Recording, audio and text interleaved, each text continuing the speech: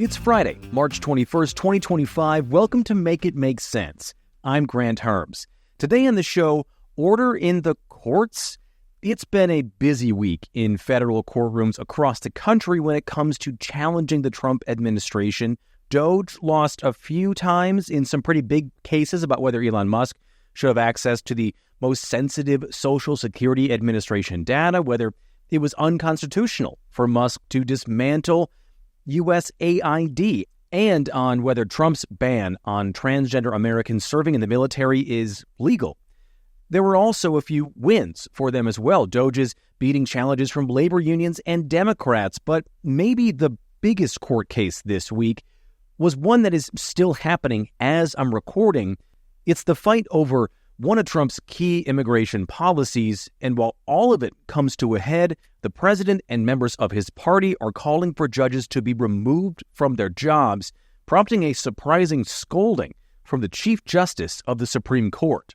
Now, no guest today. There is just too much to get through, though I will be using some references from past episodes and the Make It Make Sense Substack, so if you're not caught up or you're not a member yet, today is a good day to go back and listen to a few of those after you listen to this, of course, or subscribe to the Substack to get all that good stuff there. All right, with that out of the way, let's talk about the fight over Trump's new round of immigration moves, black-hooded snatchings of migrants across the country.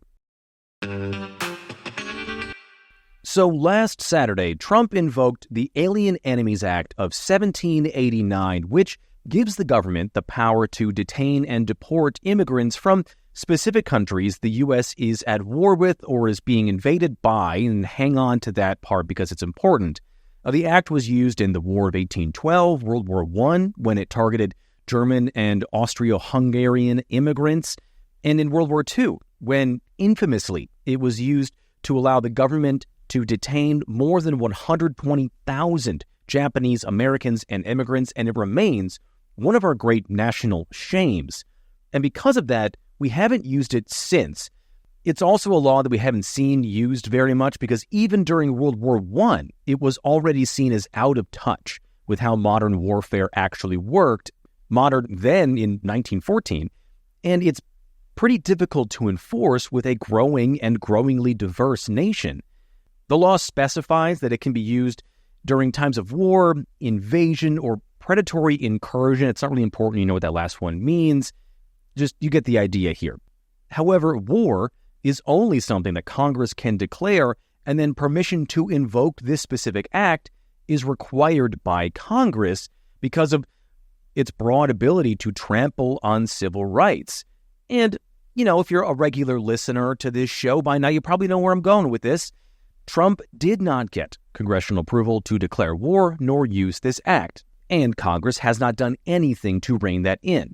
There are some who are making the argument that war's definition is kind of fluid. It's not really by the legal definition, but the U.S. does currently have what's called an authorized use of military force in place. It was given to George W. Bush in 2001 after 9/11 to carry out the wars in first Afghanistan and then in Iraq, allowing the U.S. to operate on foreign soil but not necessarily declare war. The AUMF, which is what you'll hear it called, has been repealed, but that was just in the Senate, and it never went anywhere in the House. And there have been a lot of people on both sides of the aisle who say, we need to get rid of this thing, or it needs to be back in front of Congress for a reauthorization, because at this point, it is more than 20 years old, and it gives the president some pretty broad powers that would normally be Congress's. But the AUMF is not a declaration of wartime powers, meaning the Alien Enemies Act really can't be used while the president has those powers. And again, using the act is supposed to need permission from Congress. So how then is the White House using this? Well, in one of his first executive orders, Trump declared a national emergency at the southern border, declaring migrant crossings were a literal invasion.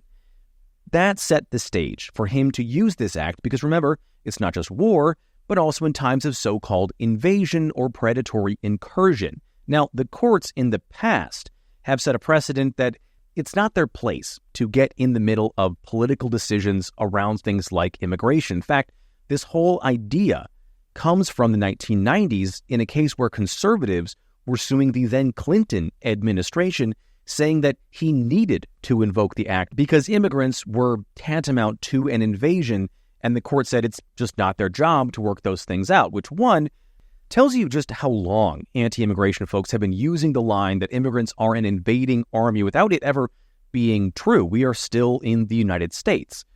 Two, this ruling is controversial because some legal scholars say it was the right thing to do.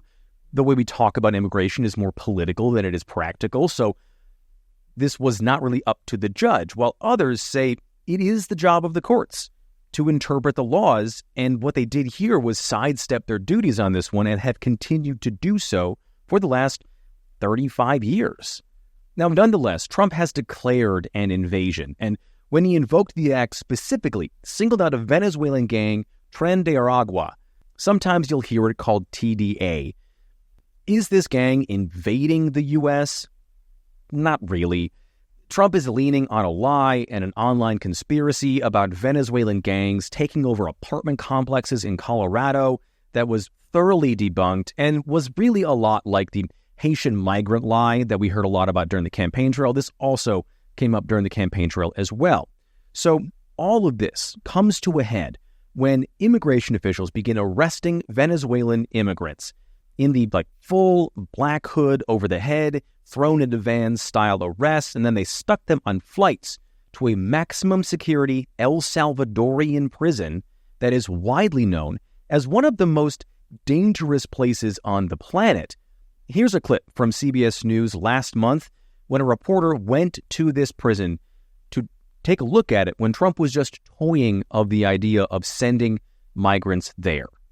Human rights organizations have documented thousands of cases of people who are just held under suspicion of belonging to a gang. I talked to people whose family members, whose loved ones were just taken with no real evidence, and they can now be held up to 4 years without the state having to show evidence, just because the police, the military, and I did a ride along with the military to understand how it all works, says we suspect, you have a photo on your phone or something else. So it is rightly terrifying.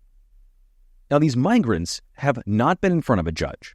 They have not been able to speak to lawyers, and they are not being held in the U.S. They were, like I said, put on planes chartered by the United States, staffed by U.S. Marshals, and then flown to a foreign country to be detained. And as soon as this happened, a case was brought to a federal judge in D.C. who called an emergency hearing last weekend. It happened so fast that the judge had to apologize for not being in his robe in court. This had to happen so fast because at least 2 of the planes that these migrants were put on were already in the air, and a third was on the tarmac. The judge ruled immediately that the administration could not use the Alien Enemies Act to deport people without due process. So without a hearing, and ordered that the planes needed to turn around or that last one couldn't take off. Except the government didn't follow that order, saying the judge gave a verbal order in court and then gave a written order that wasn't the exact language he used in court, so they weren't sure which one to listen to. And what were they supposed to do when these planes were in international airspace over the Gulf of Mexico, Gulf of America, whatever? That's outside U.S. jurisdiction. And what were they supposed to do if they did have control of these planes? Just push these men out over the water? Which obviously that's not anything that anybody would ask them to do.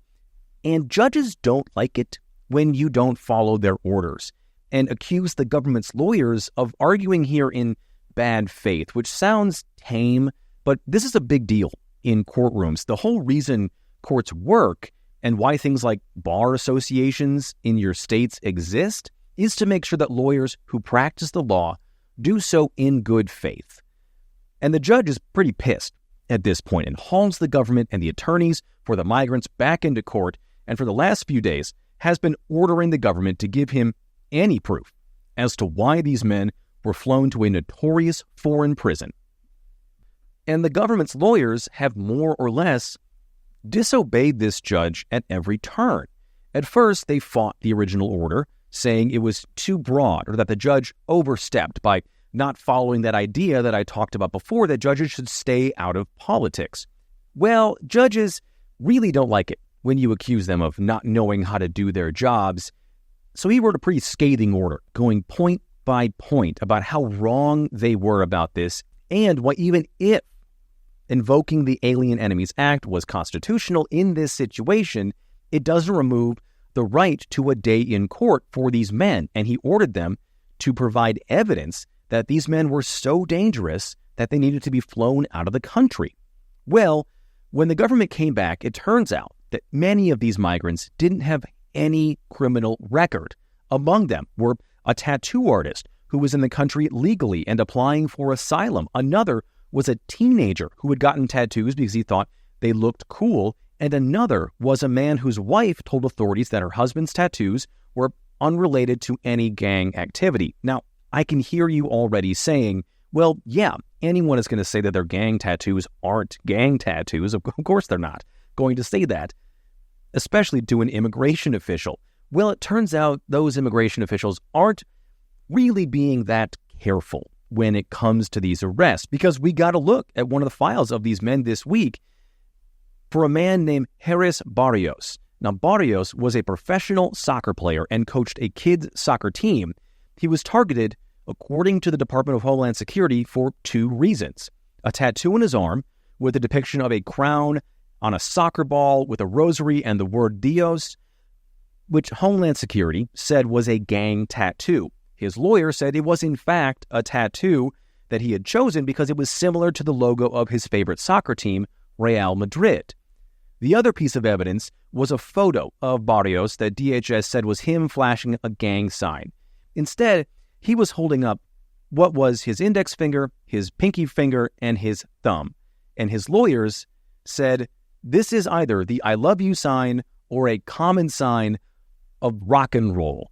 Either way, it is not officially a gang sign and could be commonly used to say any number of things. But for the government, those two things were good enough to send this man, who did not have a criminal record and was in the U.S. legally awaiting his asylum hearing next month, to what has been called the world's most feared prison. And, not unsurprisingly, these pieces of evidence, not just for Barrios, but for the rest of these people, were not good enough for the judge, so he gave the government another chance to prove their case, saying he needed better and more specifics. The government came back and said a lack of criminal records and specifics is actually the case for why these men should have been deported and detained, saying the lack of specific information about each individual actually highlights the risk they pose. It demonstrates that they are terrorists with regard to whom we lack a complete profile, which is essentially a guilty until proven innocent argument. It's like saying, well, we don't know if you committed murder, but we're going to charge you with it and hold you for it until we can figure out your murder spree.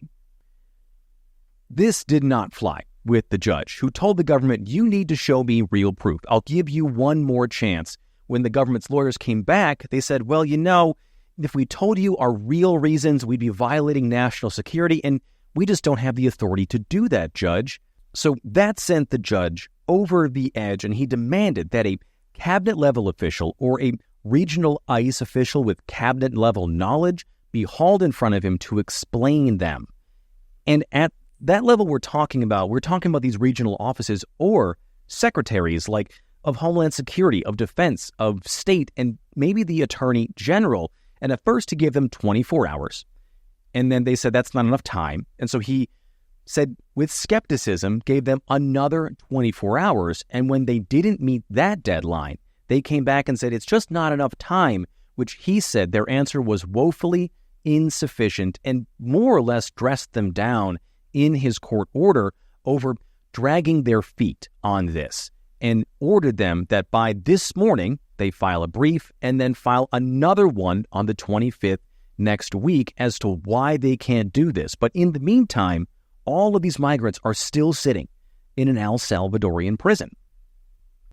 But what has happened as well is a bit of pulling back of the curtain into how the Department of Justice is planning to move forward when it comes to immigration, which is that Trump invoking the Alien Enemies Act means they're allowed to enter any home without a warrant to make immigration arrests, potentially not just members of this or suspected members of this Venezuelan gang. It's the next step in ramping up mass deportations. It's also allowed for the high-profile detainments of other foreign nationals, like a French scientist who was detained and then denied entry into the U.S. after ICE agents found private texts that were critical of Trump on his phone. Border Patrol has since said that they found what they called, quote, confidential information on an electronic device. What that means, though, is pretty unclear and pretty vague. The French government, on the other hand, has denied this and condemned the U.S. for it. In another case, a Canadian actress who was in the U.S. legally with a work visa to be an actress was in an immigration office to renew that visa and was detained in a freezing cell for 12 days in a very common immigration tactic that's meant to, quote-unquote, break detainees and has some pretty dubious human right implications there. Now, she was eventually released, and so far the government hasn't explained what happened here, but this new set of arrests, the Venezuelans and these two detainees, have prompted several of our allied nations, a handful of them at this point, have issued travel warnings for their own citizens to the U.S., and I'm talking about like England and even Canada.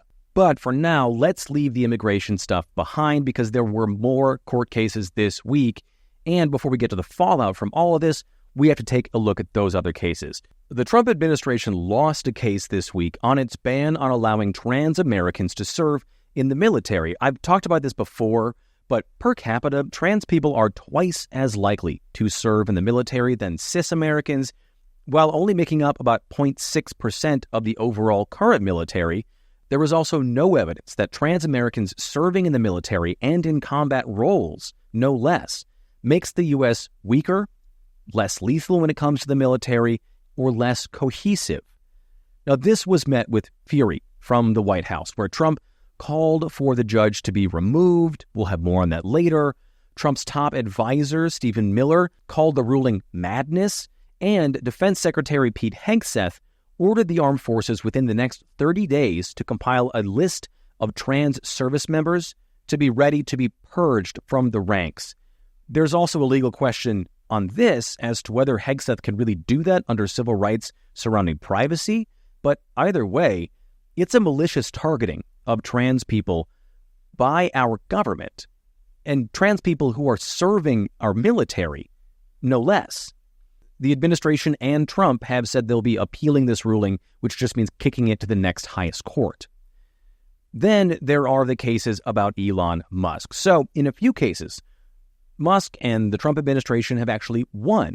DOGE was given allowance to continue work to dig through several agencies because, like other cases, the Democratic folks who brought the case or the labor unions who brought this lawsuit or these lawsuits were found to not have what's called standing in these cases, meaning they didn't have a strong enough case and couldn't show the judges that they would have been harmed by allowing Musk and DOGE to continue this work. In a lot of these cases, when judges have said no, they've also kept the doors open for these folks to come back in a little while to make a better case with more evidence or make a better case on appeal.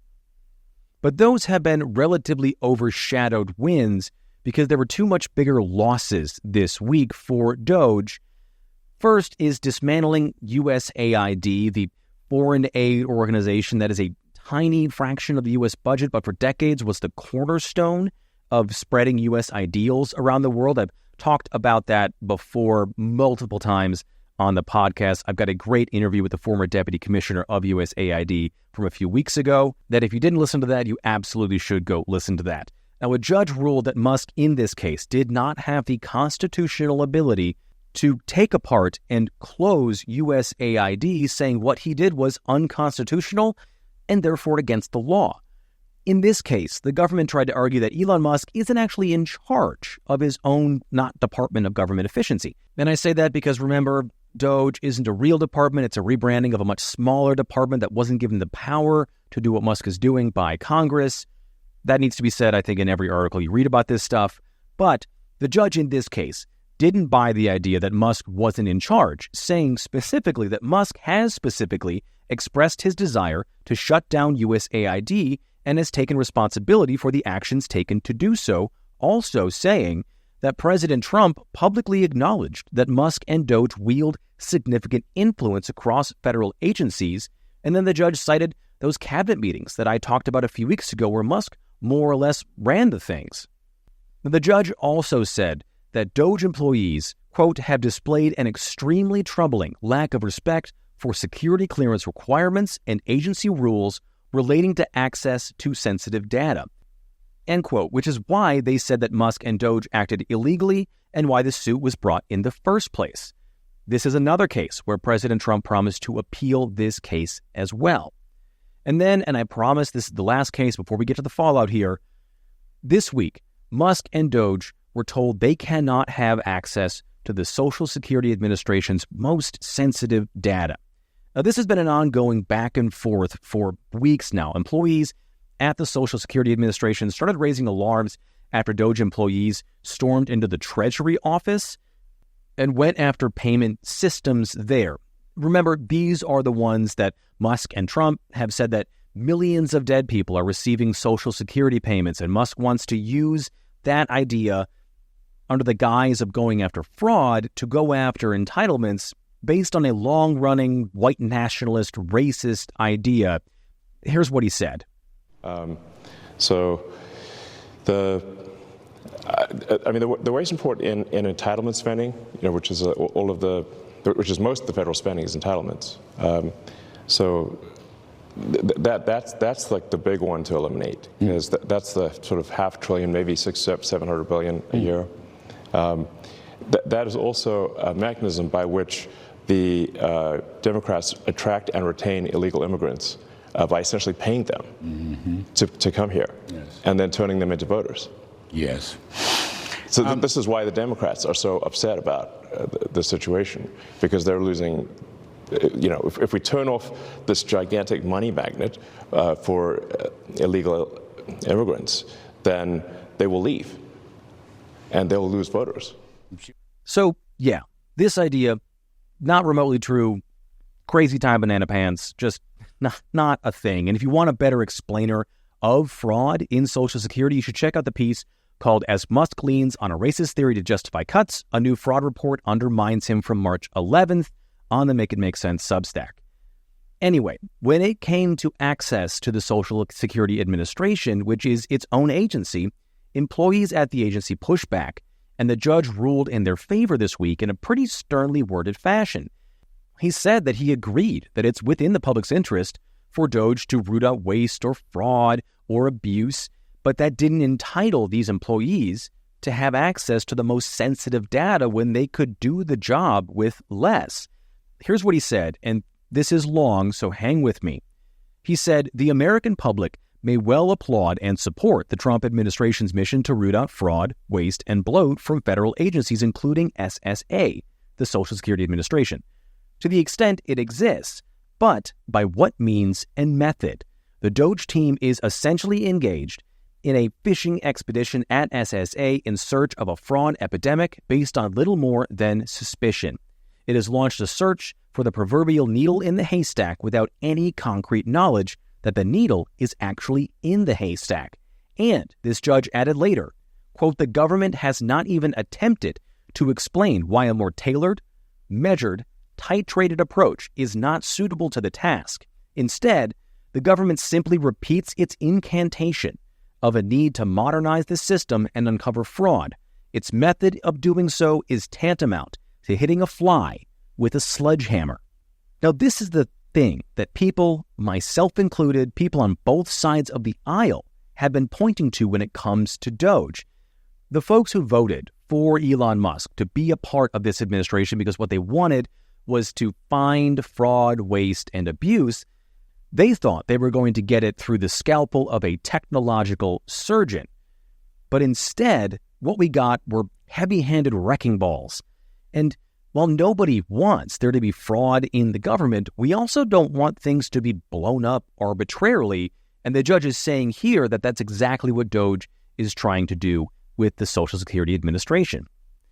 So after all these rulings, officials, members of Congress, the president, Musk himself, have all been calling to impeach these judges or remove them from their offices.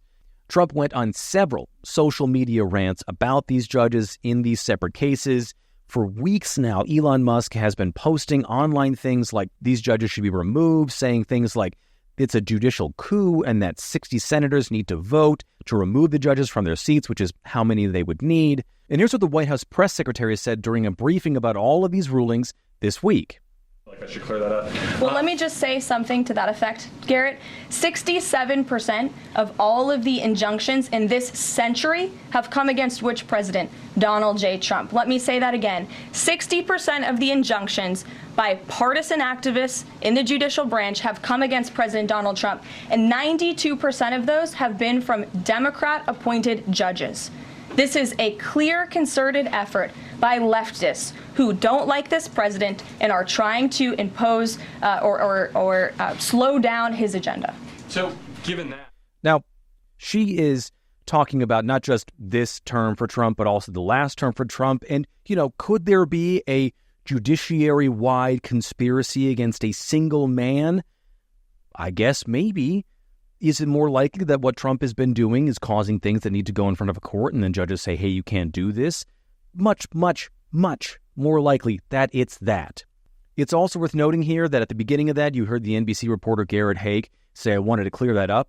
What he was saying was that the judge in the immigration case was not a leftist radical. He was appointed by George W. Bush and then was so good at his job that he was then elevated to his current position by Obama. And this guy is by no means considered a legal radical by any serious person who looks and watches the courts. Nonetheless, Stephen Miller, who I talked about before, called these rulings tyranny for making nationwide rulings, which is something that federal judges, despite them having specific districts, are allowed to do. Though it is also worth pointing out here that when judges in a real activist court in Texas shot down moves by the Biden administration, Miller applauded those things and criticized Biden when he thought he was ignoring court orders, but now he's celebrating it when Trump does it. And I know Stephen Miller's not the best example there. Of course, he's going to be like that. And yes, I know what I said about that court in Texas, but this thing that's called judge shopping happened, and the Fifth Circuit in Texas is one of the most conservative courts in the country, and that judge has been placed there basically specifically to get cases that wouldn't fly anywhere else in the country to go through. Anyway, this stuff has led to calls to remove these judges from members of Congress, like Ohio's Jim Jordan, who is the chair of the Judiciary Committee in the House, which would oversee any impeachment. Here's what he said on CNN when he was asked for the specifics when it came to impeaching the judge in the immigration case. Done that you believe is an impeachable offense under the constitutional description of high crimes and misdemeanors?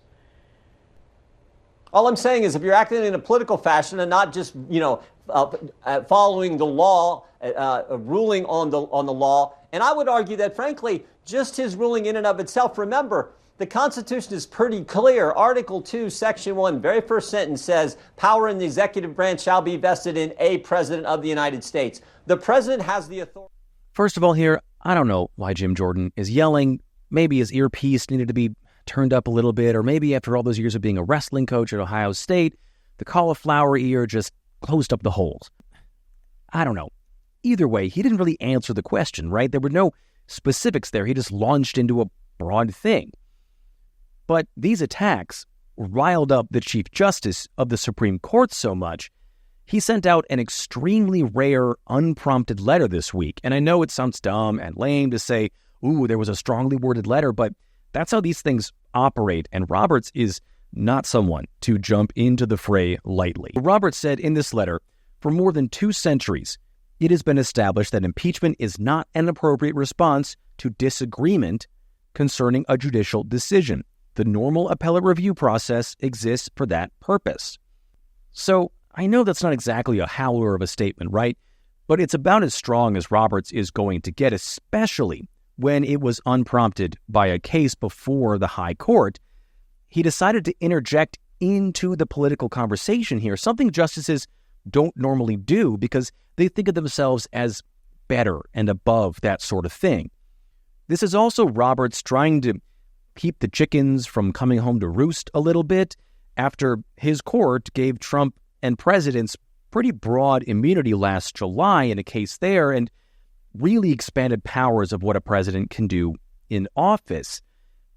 So this letter, while about the separation of powers between the branches of government, is also an early covering of the court's ass for when a case does eventually reach them. And it does not seem like the court's in any hurry to hear any of those cases either. Now, a member of Congress from Texas, Brandon Gill, did file a bill to remove the judge in that immigration case, but that's not gone anywhere. And members of Congress are getting pretty frustrated with this whole thing. One of them told Politico it's idiotic.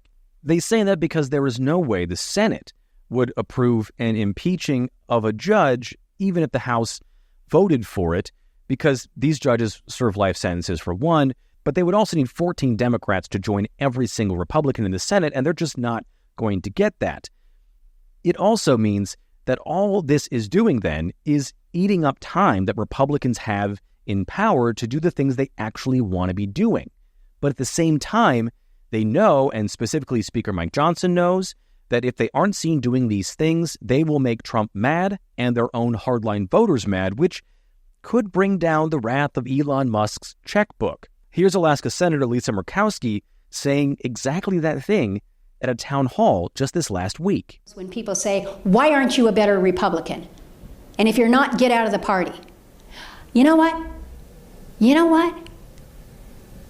Until Alaskans tell me, Lisa, it's just not working anymore, I am going to give you every last breath that I have, and I'm going to try to solve every little problem, and I'm not going to compromise my own integrity by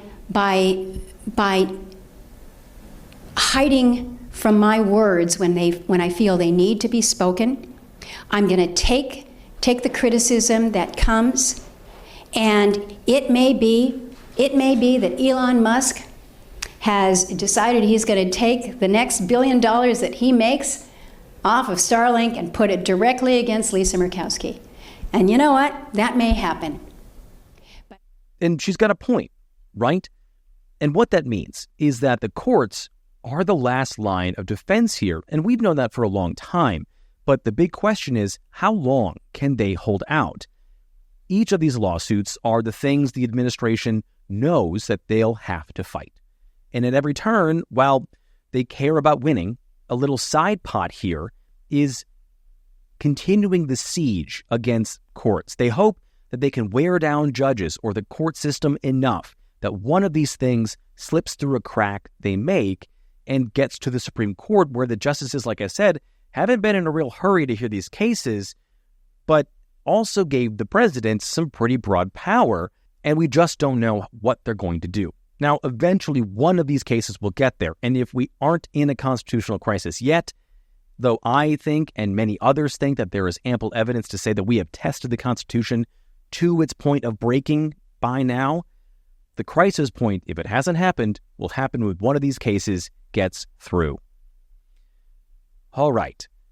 Take a breath, because that is it for today's episode. For the, one of you still listening to this, thank you so much for hanging on. I know it was a long one, but hey, I did warn you on Wednesday that it would be. I'll have a better breakdown of all of these cases on the Substack this weekend. So if you're not a subscriber, but you do want more information about these things, head there and sign up. It's just $5 a month. You'll get access to all kinds of news during the week, including a story that I'm really proud to have put up about our librarians across the country being the last line of defense when it comes to government data disappearing right now.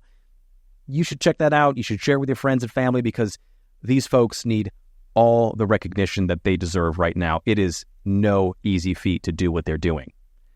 If you don't want to do that, then please rate and review the show on whatever podcast app you're listening to this on. You can like, subscribe, and hit the bell for notifications on YouTube as well, so you don't miss out on any new videos up there.